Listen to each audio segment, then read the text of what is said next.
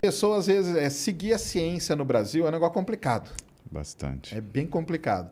Então, assim, alguma coisa acontece, porque toda criança, às vezes, ela gosta de ser astronauta ou de mexer com alguma coisa e tal. E alguma coisa acontece no trajeto que desvia a maior parte das pessoas disso. Mas outras não. Elas, às vezes, se agarram em alguma coisa e ficam incentivadas a seguir aquela área. Então, conta um pouquinho da sua história pra gente, o que que te levou. Eu falo o que que você é, o pessoal deve saber o que que você faz, mas explica que área que você resolveu seguir e o que que te incentivou, porque, né, algum incentivo você teve, alguma coisa você viu, alguma referência na sua vida para poder seguir, né? A curiosidade em relação à medicina é que quando você vai estudar mitologia, a história da medicina é muito bonita. Ela é ensinada para nós na faculdade de medicina, mas a grande graça é você ir estudar por conta própria, né? E você descobre versões diferentes da mesma história. Mas a história mais aceita é que a medicina ela foi ensinada aos homens pelo primeiro médico, um sujeito chamado Asclépio, ou Esculápio, né? É a versão grego e latina, né, do nome dele.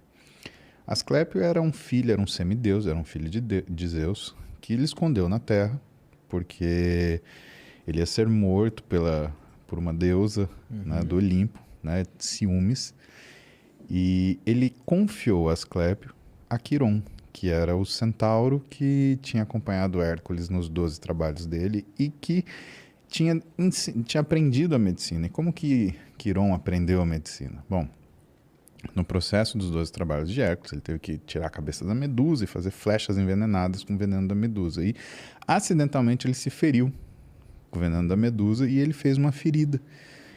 E ele estava ferido de morte, porque o veneno da medusa ele era mortal para qualquer tipo de ser humano ou para qualquer tipo de divindade ou para qualquer tipo de ser mitológico, né? E nisso ele foi estudar aquilo que pudesse fazer com que ele sobrevivesse. E ele descobriu as áreas da medicina, né? E ensinou a Asclépio aquilo que ele tinha aprendido tentando curar-se, né? Ele não conseguiu se curar, mas ele conseguiu se tratar. Então, fala-se que o médico ele tem uma ferida que nunca se cura. Em homenagem lá ao Quiron e ao mito de Asclépio, né? Ou Esculápio. E aquilo que eu acho que move, uma das coisas que move uma pessoa a buscar a medicina, na verdade, é uma ferida que não se cura. É um evento traumático que acontece em determinadas fases da vida, né? Onde a pessoa está mais sujeita para isso e ela é despertada uma curiosidade para tentar resolver aquilo. Normalmente, uma pessoa próxima da família, né? Alguém que se admira muito. E ela acaba modificando o que são seus interesses para entender como que ela poderia intervir positivamente naquilo. E eu te falo que quando nós olhamos a medicina, né, ao longo das eras, o que você percebe, Sérgio? Que existe um motivo muito pessoal para que determinados avanços sejam feitos. Por exemplo, os cirurgiões eles não operavam de luva de látex. Na realidade, um cirurgião alemão, Halsted, ele tinha a assistente dele, que era uma enfermeira, e ela era alérgica a iodo. E toda vez que ela passava o iodo nas mãos para fazer asepsia e operar, ela tinha, né, uma irritação muito grave e ela passava muito mal. Halsted, então, observando aquilo, ele desenhou o que seria a primeira luva de látex, né, para proteger a mulher que ele amava.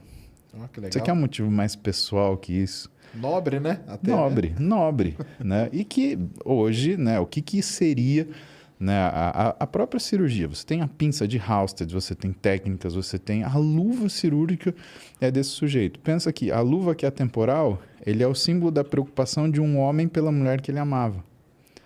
Então, a medicina é cheia desses signos, é cheia dessas simbologias, o que enriquece e que muitas vezes ela dá sentido a algumas coisas que parecem até chatas de você fazer, mas que no dia a dia você se familiariza e que faz com que você entenda o teu papel ali, né? E faça com mais satisfação. Eu acho que é isso que é curioso assim, na medicina como escolha de profissão, porque é mais do que simplesmente você resolver um problema que se apresentou diante de você.